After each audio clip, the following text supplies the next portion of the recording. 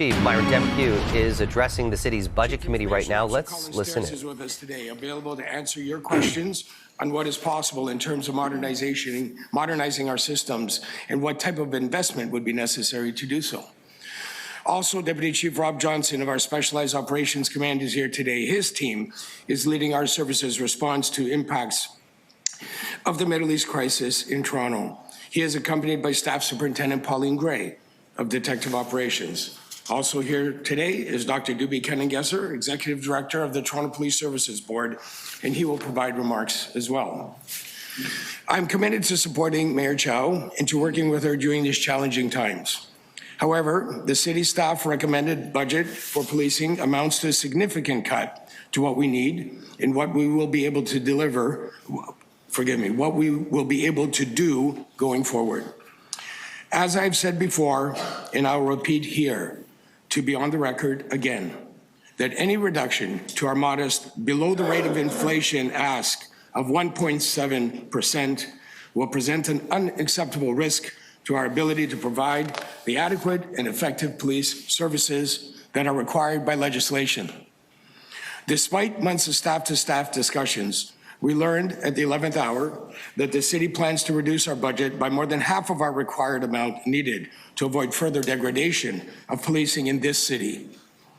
A $12.6 million cut will create unacceptable risk and imperil the service's ability to ensure public safety, to offer community policing, and to proactively patrol the city. In short, to provide adequate and effective policing to the people of Toronto, your constituents.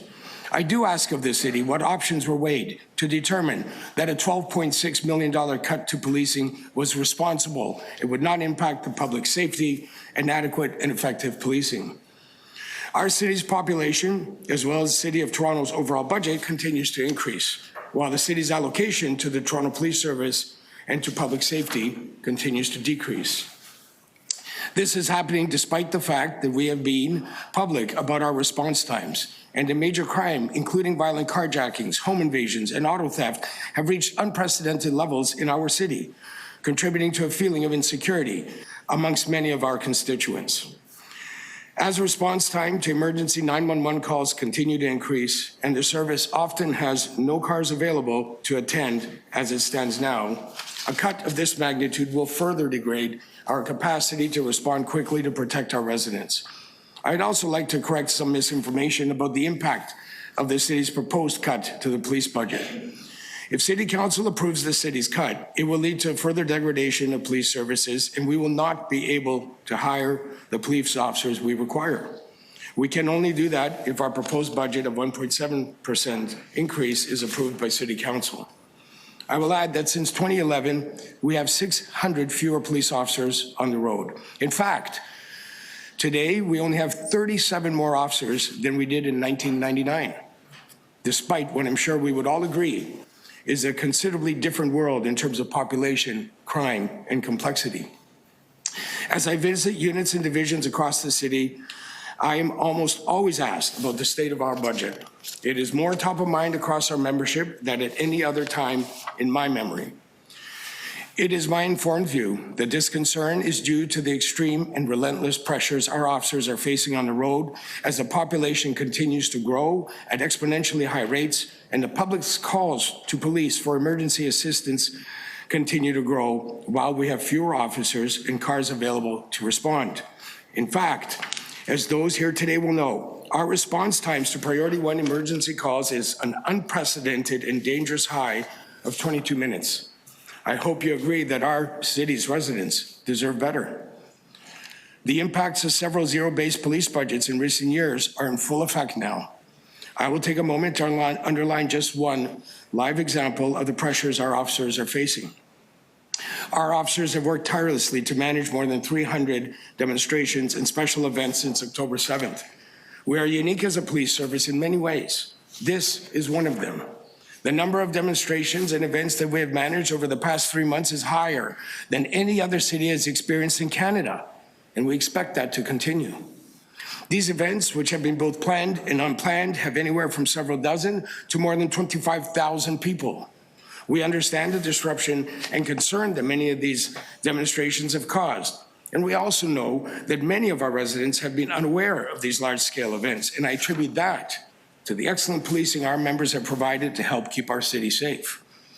As a measure to enhance the service's ability to effectively manage the unpredictability of the demonstrations we have encountered, the Public Safety Response Team has been redeployed to the exclusive control of the area commander responsible for Project Resolute.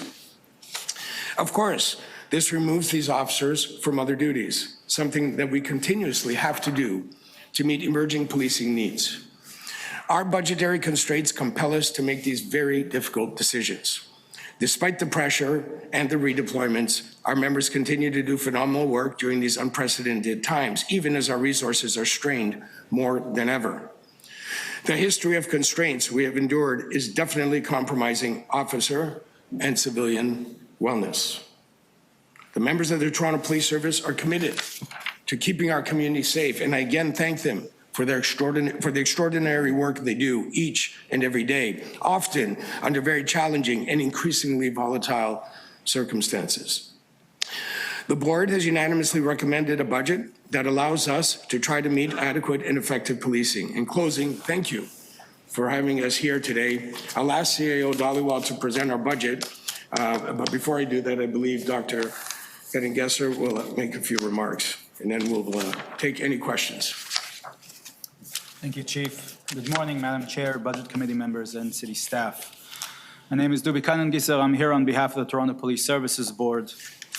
The Toronto Police Services Board is the legislative body entrusted with the duty to ensure the provision of adequate and effective policing in Toronto. We were just listening to Toronto's Police Chief Myron Demkiw addressing the city's budget committee, addressing his concerns about the $12.6 million cut to the police services budget. They were initially asking for $20 million, and he was asking the committee what options were weighed that led to this decision and that any cuts would lead to further degradation of police services.